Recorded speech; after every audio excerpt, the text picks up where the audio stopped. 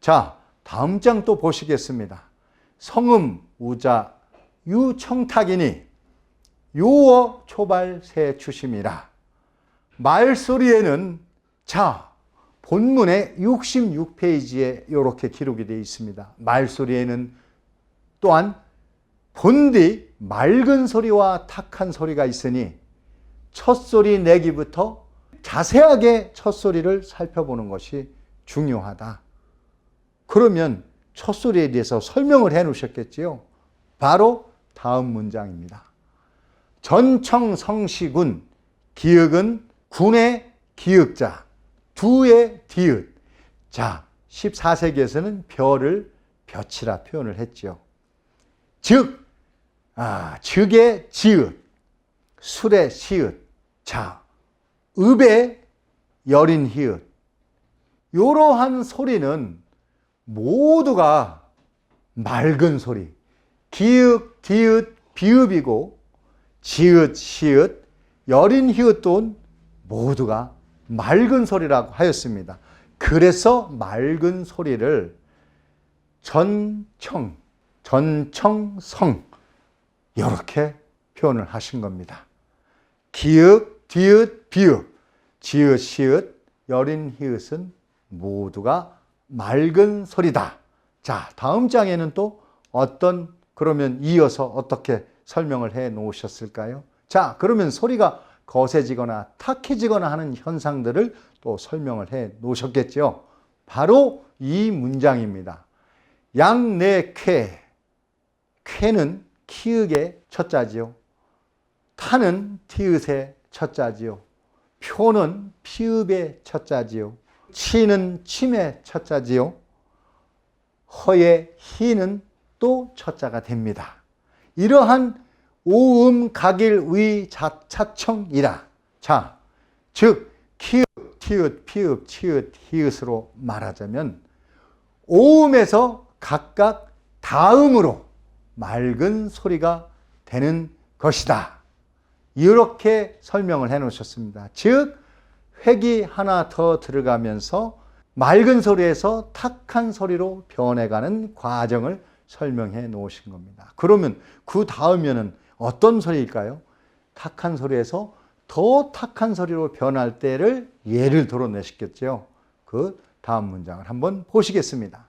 전탁지성 규, 즉 규는 쌍기역은 규에, 쌍디읒은 땀에, 쌍비읍은 뽀의 원래 기본 글자다. 지금은 우리가요, 이렇게 쓰면은 한글 맞춤법에서는 오히려 짜장면 하면 틀렸다 하고 자장면 하면 맞았다 하죠. 그런데 세종대왕께서 처음에 이렇게 구성하시고 후손들에게 설명까지 해 놓으신 내용을 보시면요. 규를 오늘날로 보면 규, 담, 땀 이렇게 오히려 쌍기역, 쌍디읒 이렇게 경음화되는 소리를 쓰라고 하셨던 것입니다. 자, 이것은 나중에 또 한번 토론 내용으로 가져가 보기로 하고요. 다음 문장이 우유자, 이때도 마찬가지로 자, 사, 쌍시읒, 역유, 홍에 예를 들면 홍시할 때 홍도 당시에는 쌍히읗을 쓰셨던 겁니다. 이것도 한번 여러분들과 함께 논의해 볼 문제입니다. 자, 요 내용을 그대로 설명하면요. 모두 탁한 소리는 쌍기읒, 쌍디읒, 쌍비읍이고 쌍지읒, 쌍시읒, 쌍히읗도 있다. 이렇게 설명을 해 놓으신 겁니다. 자, 그러면 또 다음 장 보면 요 얘기하고 또 이어지는 얘기가 되겠죠. 그러면서 전청병서의 전탁이나 유홍, 여기에서 제가 앞에서 바로 말씀드렸던 쌍히읗이 나옵니다.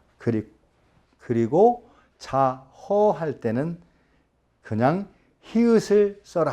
이렇게 설명을 해 놓으신 건데, 모든 맑은 소리를 나란히 같이 쓰면 모두 탁한 소리가 되는데, 다만 전제 조건을 내세우셨죠.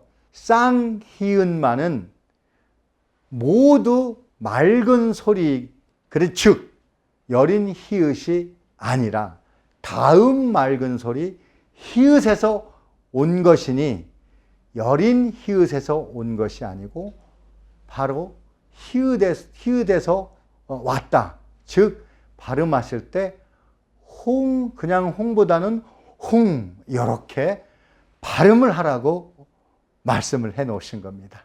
자, 요런 부분들도 여러분들 앞으로 이제 우리 외래어 표기법이나 이런 얘기들을 할 때 꼭 한번 요런 부분들을 자세하게 한번 연구해 보시고 사유해 보시기를 제가 권유드리겠습니다. 다음 문장 한번 보시겠습니다. 업자에는 원래 여린 기역자가 들어갑니다.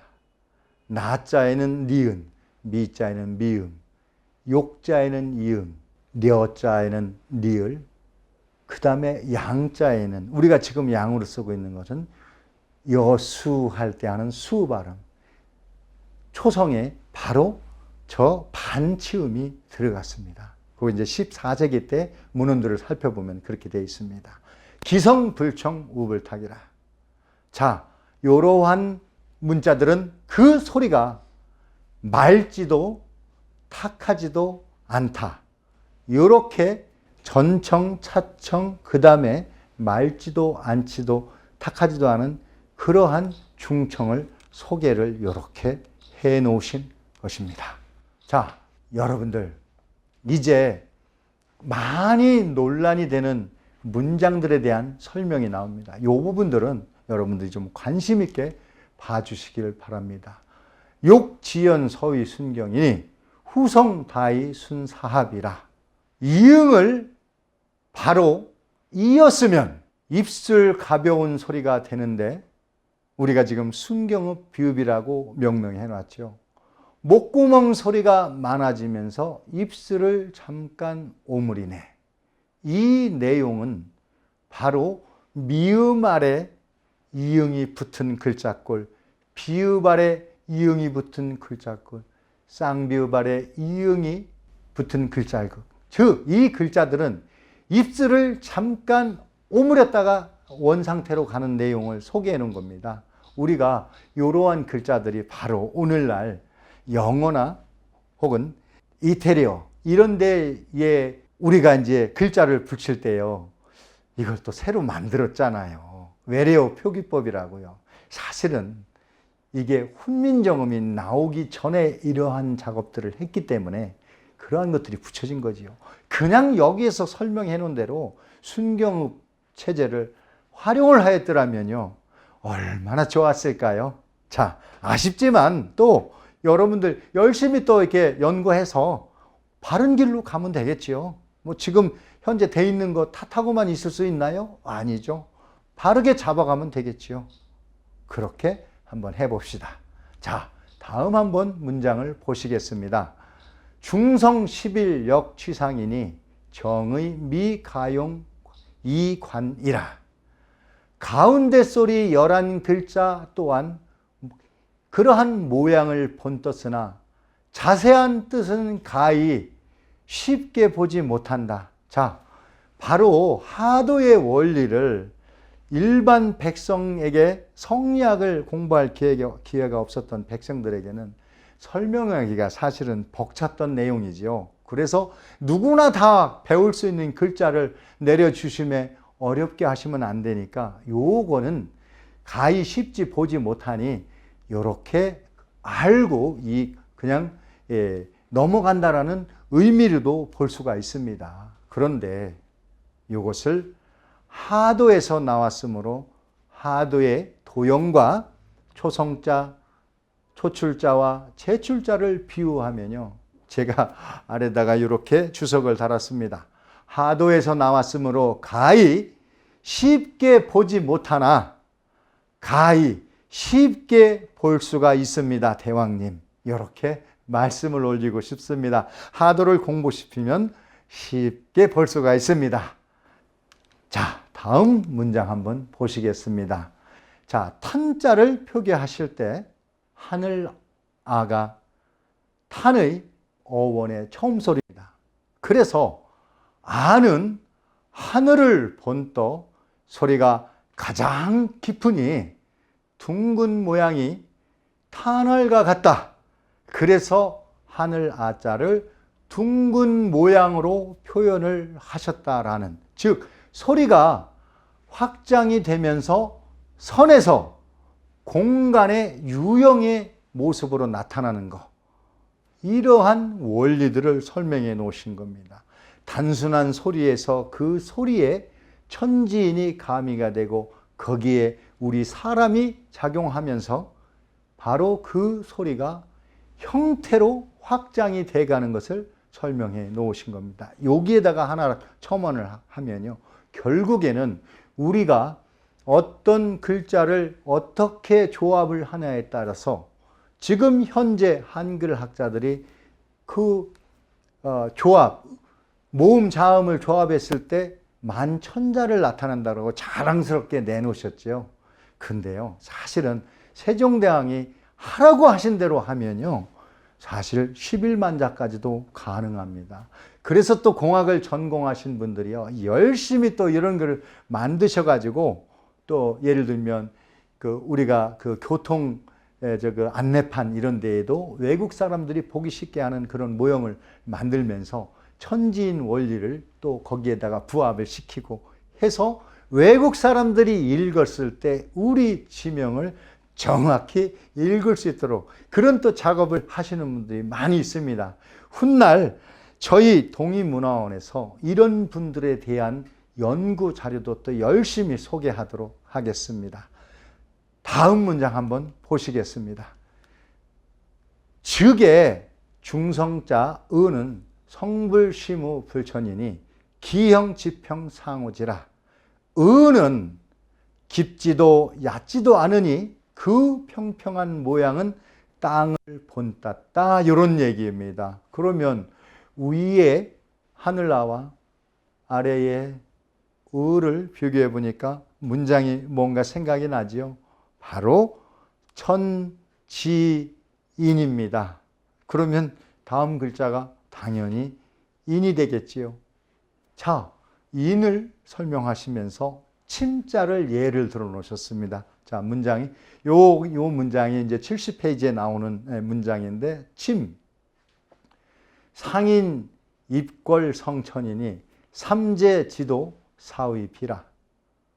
자, 이는 사람이 서 있는 모양으로 소리가 얕으니 천지인 삼재의 도가 이와 같이 갖추었네.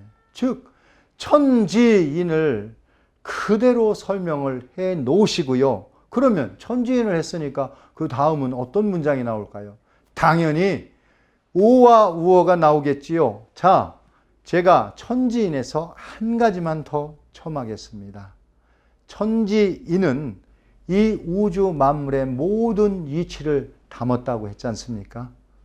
바로 그렇습니다. 이러한 내용을 여러분들이 무릎을 탁 치면서 이해하실 수 있어야 됩니다. 바로 천지인, 원방각, 그리고 저 하늘의 태양과 그리고 달과 우리 지구, 그리고 또 하늘과 땅과 사람, 이러한 세상 모든 진리, 그러한 이치가 이 글자에 다 들어가 있다라고 말씀을 해 놓으신 겁니다. 자, 그러면 오와 우어로 이어지는 오자를 알아볼까요? 설명을 이렇게 친히 해 놓으셨습니다. 홍할 때 중성자 오는 출어천, 하늘의 상위압이니 상취전원 합지평이라. 오는 하늘로부터 나와서 입을 오므리니 둥근 하늘과 평평한 땅을 합하여 그 형태를 만들었다. 자, 천지인이 조화를 이루는 순간을 여러분들이 지금 보고 듣고 계신 겁니다. 오가 이렇게 만들어졌습니다. 이렇게 구성을 하셨습니다. 자, 다음 문장을 보시면요, 당연히 아가 나오겠지요. 담자를 표시를 담자로 이렇게 소리 글자를 나타내시면서 역출천 하늘아 위벽이니 바로 삼을 취인성이라. 아는 또한 하늘 아로부터 나왔으되 입이 열려 있으니 사물이 드러난 사람이 이룹니다. 이것을 어떻게 이렇게 정말 훌륭한 문장으로 해 놓으셨을까요? 용초생의 일기원이요 출천 의양재상이니라. 자, 처음 생겨나는 의미로서 둥근 점이 하나, 아를 하고 오를 할 때 하나를 붙이셨죠. 하늘에서 나와 양인이 하늘의 기운을 받았으니 오와 아에 놓아졌다, 이 뜻입니다. 자, 다음 문장 한번 보실까요? 그러면 하늘의 뜻을 심으셨으니까 또 땅의 기운, 즉 달의 기운을 어떻게 또 여기다 접목을 시켰을까요? 욕자의 요, 양자의 야는 겸인 이 의제출이니 이 원이 형경기의다. 요와 야는, 자, 오와 아는 양이었죠. 요와 야는 음이지요. 여러분들, 우리 태극기 딱 보시면 음양 조화를 이루는 음과 양으로 딱 되어 있지 않습니까? 요와 야는 사람을 겸하여 거듭나게 됨이니 두 개의 둥근 점으로서 그 의미를 보여준 것이다. 제출자죠. 두 개의 점을 붙이셨다. 사람을 겸하여 거듭나게 됨이니 두 개의 둥근 점으로서 그 의미를 보여준 것이다. 이렇게 표현을 하신 겁니다. 자, 우리가 이렇게 감탄할 수밖에 없는 이런 문장들이 학교에서 교육이 안 되어지는 것이 정말 아쉽습니다. 앞으로는 꼭 이러한 원본들이 우리 학교 교과 과정에서 꼭 수업이 되기를, 교육이 되기를 간절히 바라겠습니다. 다음 문장 한번 보시겠습니다. 군, 업, 술, 별, 추러 지어이니 거래 자지하 수평하라. 우와 어와 유와 여는 땅에서 나옴이니 예로 미루어 저절로 알 것이다. 우예가 하늘에서 나왔으니 당연히 여기에서 초출자 우와 어와 유와 그 제출자 유와 여는 바로 위에 양이니 아래에 음인 것이 말을 하여 무엇하랴. 이 문장만 봐도 여러분들이 정확히 이해할 거다 라고 이렇게 역설법으로 해 놓으신 겁니다. 자, 제가 이렇게 문장이 확대되고 발전해 나가는 과정을 지금은 설명을 드리고 있는 겁니다. 앞에서 탄자를 설명하면서 왜 중성이 하늘 아자가 붙었는지 설명을 해드렸죠. 근데 요 아가 8소리에 그대로 작용을 하니 오와 우어, 요야, 유여. 그리고 요 점이 두 개가 겸해지니 바로 요야, 유여. 결국에는 하늘 아가 하나 붙은 것은 오, 아, 우, 어. 하늘 아가 두 개 붙여진 것은 하늘 아이지만 그 본뜻은 땅이라는 의미이고 그 본뜻은 음이라는 뜻으로 요, 야, 유, 여 이렇게 글자를 해서 이렇게 글자가 되는 것은 오직 하늘이 두루 흘러 쓰이는 것과 같다. 이렇게 표현을 해 놓으신 겁니다. 자, 한번 다음 또 문장 보실까요? 사성겸인. 자, 이렇게 네 소리 요야 유여 역유유하니 이것이 바로 사람을 겸한 이유가 있으니 또 사람은 천지위치영이라. 사람이 천지에 참여함에 있어 가장 신령하기 때문이다. 가장 조화롭게 할 수 있기 때문이다. 이렇게 해석을 할 수가 있습니다. 정말 모든 문장 하나하나가 그야말로 최고의 문장이 아니라 할 수 없습니다. 자, 여러분, 그래서 제가 이러한 훈민정음의 원본을 정말 이 많은 시간을 투자하면서도 하나하나 주역을 하면서도 결코 힘들거나 후회스럽지 않았습니다.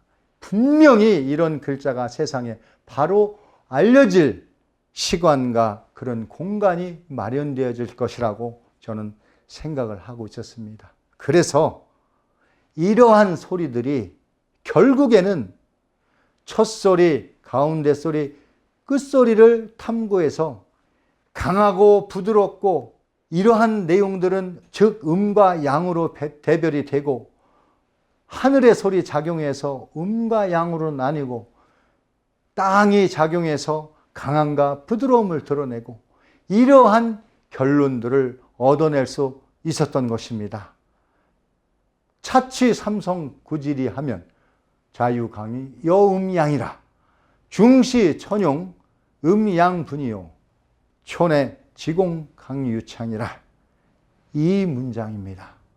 자, 그러면 이제 제가 오늘 문장 중에 이제 마무리를 오늘은 또 여기서 일단락을 지으려고 합니다. 너무 또 장시간 공부하니까 여러분들 또 힘들 수도 있겠죠. 그런데 이 마무리 글자에 제가 이 페이지를 올려놓은 이유가 있습니다. 자, 이 문장 그대로 직역해 보면 가운데 소리가 부르면 첫 소리가 화답하니 하늘이 땅에 앞서면 자연의 이치다. 천지인 사상, 천부경의 근본, 우리 민족의 근본, 우리 나라의 근본, 바로 천지인, 홍익인간 사상이 여기에 그대로 드러나고 나타남입니다. 화답함이 첫소리도 되고 끝소리도 되는 것은 만물이 땅에서 나서 땅으로 돌아가는 것이다. 자, 이것을 가장 쉽게 여러분께 설명을 한다면요. 천지인의 천에 천지인이 작용하고 천지인의 지에 천지인이 작용하고 천지인의 인에 바로 천지인이 작용하는데 이것이 바로 초성, 중성, 부용, 즉 첫 글자, 자음 첫 글자가 마무리 종성으로 종결되어진다는, 즉 만물이 땅에서 나서 땅으로 돌아가는 이치를 이렇게 설명을 해 놓으신 겁니다. 여러분, 오늘 제가 어쩌면 여러분들께 여태까지 기본적인 강의를 이해하기 위해서 목화토금수 음양오행 원리와 하도낙서 그림을 제가 열심히 여러분들께 이해시켜 드리려고 하고, 혹은 제가 이해시켜 드리지 않으려고 해도 여러분들은 아마 또 이해가 되셨을 겁니다. 그 원리를 이렇게 한 문장으로 한다면 바로 이 문장으로 대별이 될 수가 있습니다. 저는 훈민정음 만세, 훈민정음 만만세, 세종대왕 만만세라고 진짜 목 놓아서 크게 목 놓아서 부르고 싶습니다. 자, 오늘 강의를 마치면서 마지막 이 문장을 한 번 더 제가 큰 소리로 해 보겠습니다. 여러분, 마지막 문장, 중성창지 초성화하니 천선호지 자연이라. 가운데 소리가 부르면 첫 소리가 화답하니 하늘이 땅에 앞서면 자연의 이치다. 화자위초 역의종이니 물생복기 개혁운이라. 화답함이 첫 소리도 되고 끝소리도 되니 만물이 땅에서 땅으로 다시 돌아가는 것이다. 바로 하늘 저 천문과 지리와 수리와 인간의 모든 특성들이 이 문장에 들어 있습니다. 간절한 마음으로 이러한 원문이 학교에서 교육되어지기를 바랍니다.